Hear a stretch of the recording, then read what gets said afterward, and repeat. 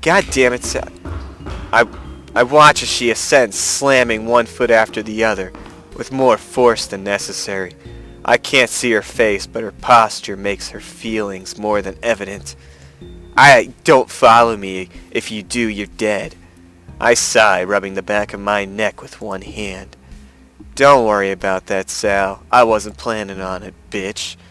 I might have almost drowned when I was a kid, but I'm not suicidal. Cocksuckers.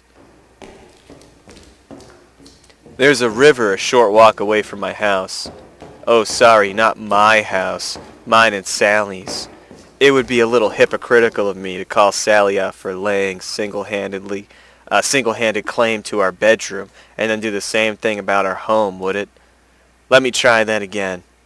There's a river a short walk away from our house, maybe 10 or 15 minutes.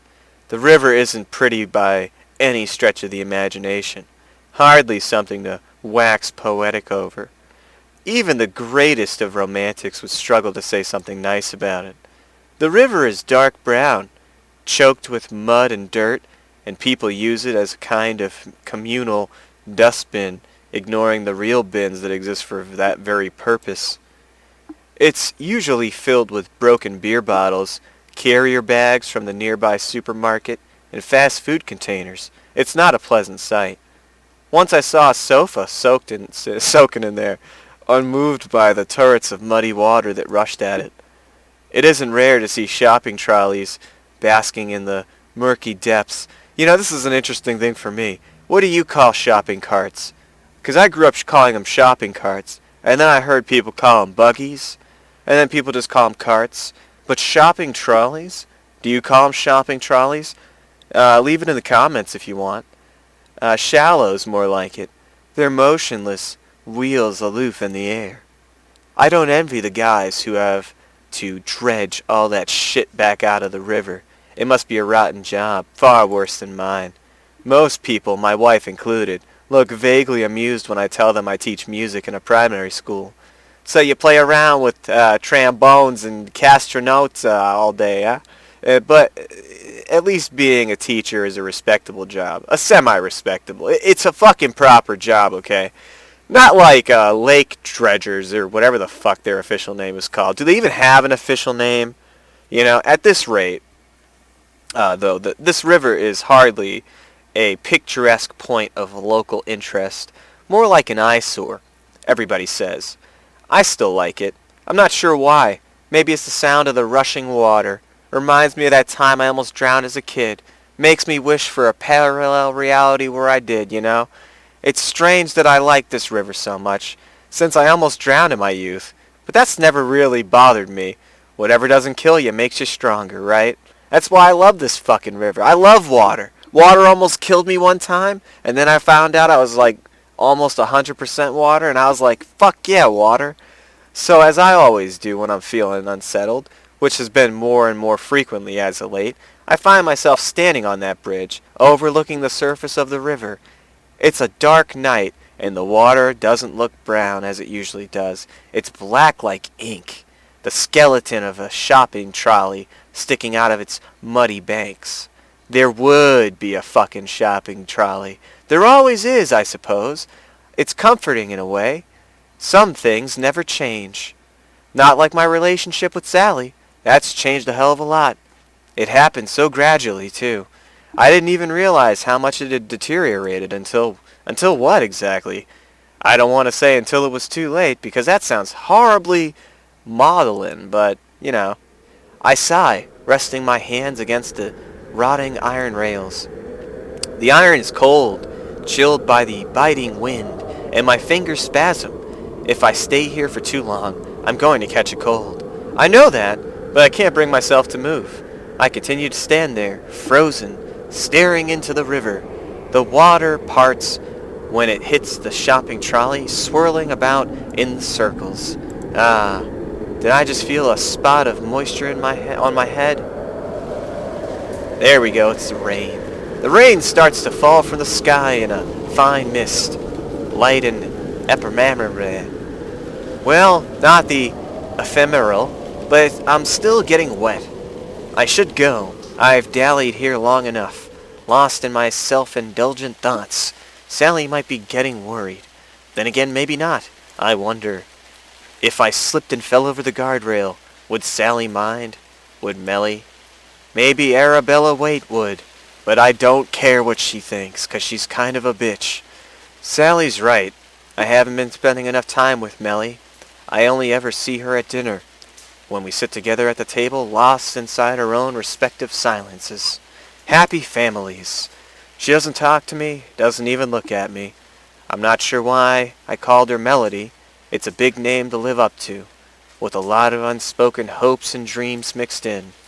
That was my first mistake. I turned, ready to make my weary way back home when what? Guess who? Huh? My vision is suddenly obscured by a darkness even darker than that of the night sky. Breath gliding across my ears and laughter, obviously female, dances around me. There's something pressed against my back, hands held over my eyes. I'm getting kidnapped! They're doing that childish game you see kids partake in the playground. I never thought I'd be on the receiving end of such a gesture. Who is it? How many young girls do I even know? That's a weird question. I've never thought of that, actually. Maybe it's one of my students, Miss Cartwright's Enid, perhaps, but Enid would never do something like this. She's far too shy. Not as shy as Melly, but shy enough. What about my other students, then? Laura? Jessica? Cornelia? No, and no again. Laura is quite the chatterbox, but she'd never be this informal with me. Jessica spends most of her piano lessons staring up at the ceiling, and Cornelia's family's from Poland. Fucking Poland, am I right? And though she's fluent in English, she has quite a strong accent. It isn't those girls. Why would it be? I'm not that close to any of my students. Who else could it be then? I think you've got the wrong person. Could you, let go of me, please? I expect a sudden intake of breath, a frantic step backward, a wide-eyed apology. But it never comes. The girl only giggles. Her hands remain stubbornly in place, unmoved. Oh no. I definitely don't. I know it's you. I know it was you, even if my eyes were pecked out by crows. Crows? If we really do know each other, could you at least let me see your face so I can confirm it? But that's no fun. I wanted you to guess. I've always been bad at guessing games. Suit yourself, but that's so boring. The girl steps back, drawing her hands away from my eyes. Oh my God. I turn, the wind and rain stinging my cheeks, and frown. I don't know what I'm expecting. Some sort of crazy Cthulhu, eldritch god abomination before my eyes. For some reason, my heart is beating just a little louder than usual. Adrenaline? Am I scared? Fucking terrified. It isn't every day you encounter a mysterious young girl on a bridge in the dark. The situation sounds like something from a novel, a visual novel, perhaps a murder mystery, in which it turns out she is actually a ghost, sent here to murder me. What kind of novel? I haven't decided yet. I'll make my mind up when I see her fucking face. If she has long black hair and pale skin, it's probably a horror story. Maybe she's some sort of Ring or Grudge-esque kind of ghost. If she has blonde and blue eyes, maybe a romance. But as it turns out, the mysterious girl is a mixture of both. My God, it's a horror romance. She's short, far shorter than me. Well, I knew that already, since I could feel her breath against the base of my neck when she held her hands against my eyes.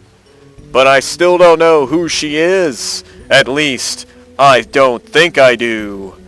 There's something vaguely familiar about her face. the shape of her nose, the arc of her eyebrows.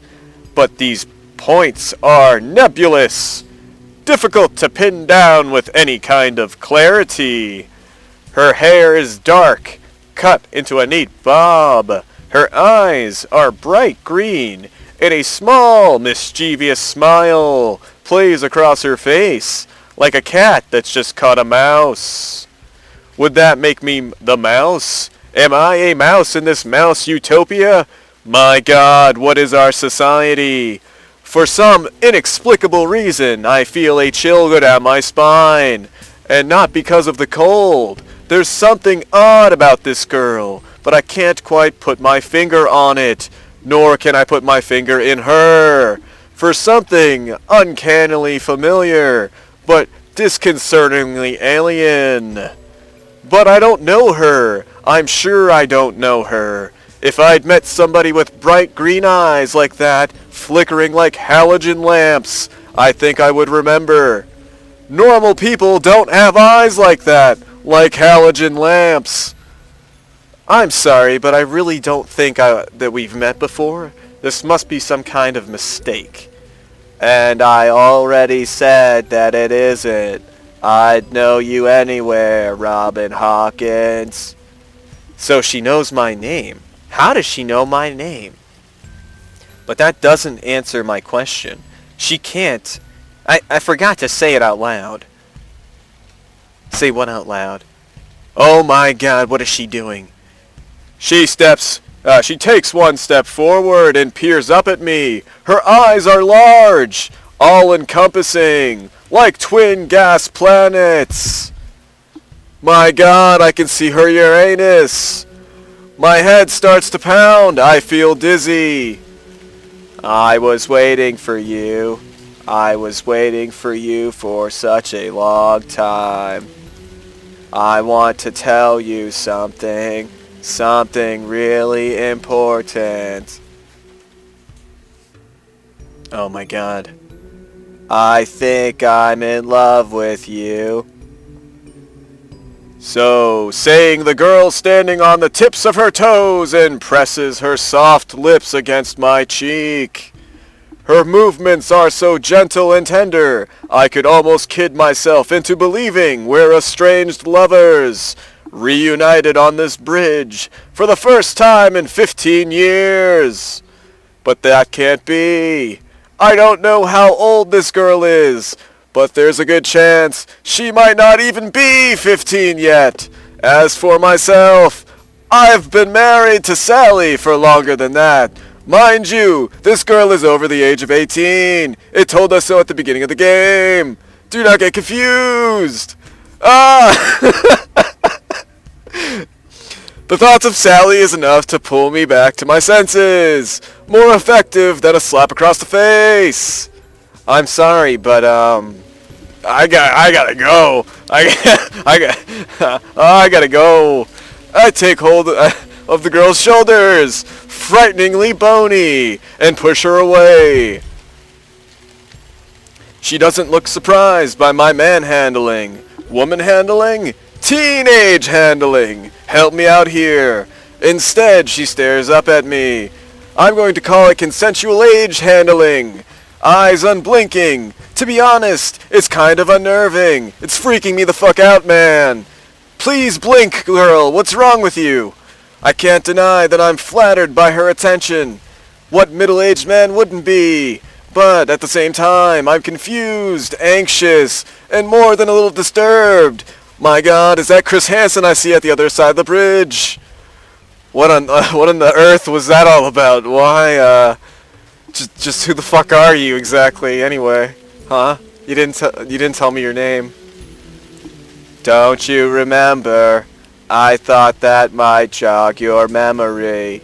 Not that we've ever kissed before. That would have been weird. That would have been weird. That would have been the weird part. Yeah, I'm sure. If we would have kissed before, that would have been the weird part. Not this, no. This is perfectly fine. This is normal. This is a normal day for Robin. I really don't know. One of my old students? Do you usually let your students kiss you? 'Cause that makes this even weirder. Of course not. Good. I'm so happy I'm the only one. I can get awfully jealous, you know. But that doesn't help me out here. I still don't know why. Who are you? Alright, fine. I see. We're not going to get anywhere without a bit of a push. Okay. What does that mean? She smiles, her eyes sparkling like precious jewels. First halogen planets, now jewels. This girl's eyes, what the fuck is wrong with them? Are even an ever-changing mystery, a source of so many possible similes. Oh my god, similes. They've almost taken on mythic properties. My god, staring into her eyes, I can't read.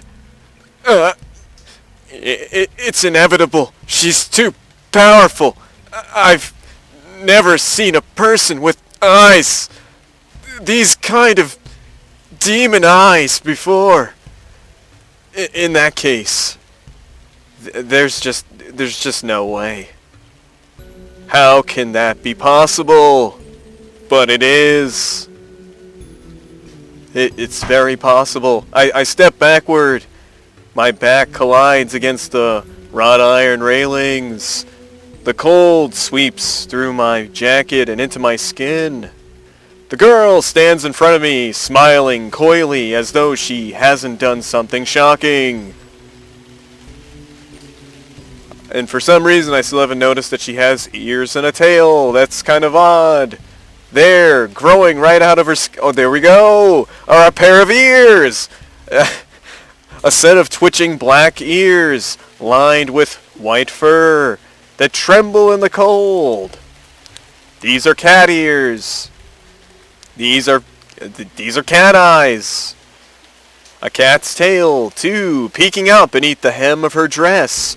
My god, is that a tail growing out of her spine? Or is that some sort of weird butt plug? I hope we never find out. This must be a dream. This has to be a dream. The sudden kiss should have been enough of a giveaway, but the scene playing out before my eyes has transitioned the border of possible but improbable and right into the congratulations, you've gone insane territory. Maybe I've been outside longer than I thought.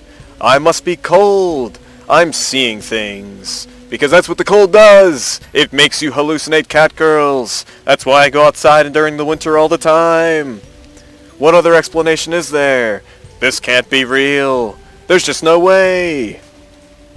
Do you know who I am now? No. Slowly, stupidly, I open my mouth and say the very first thing that comes into my head. Belle? Is that Belle?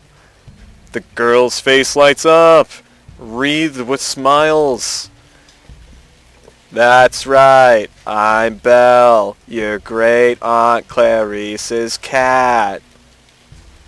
Oh, of course, that makes perfect sense, doesn't it? It's Belle, the cat. She is now a cat girl. Of course that would make sense. She's come back to thank me for trying to save her. Maybe she'll give me some pussy. Get it? Though she didn't need saving to begin with. She was trying to murder me for my inheritance. This goddamn cat is back to finish the job, people. That's just how the world works. Those who do good deeds will get rewarded eventually with Catgirl vagina. I think there's something about that in the Bible. I'm pretty sure. Corinthians. I don't know if there's anything about catgirls in there, though. Granted, I never paid much attention in RE class. So I can't be sure. I'm not a priest. Falling into the river during my formative years must have scarred me more than I thought.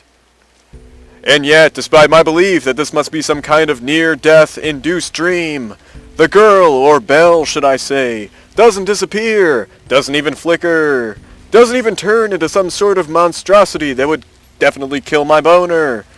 She remains stubbornly solid.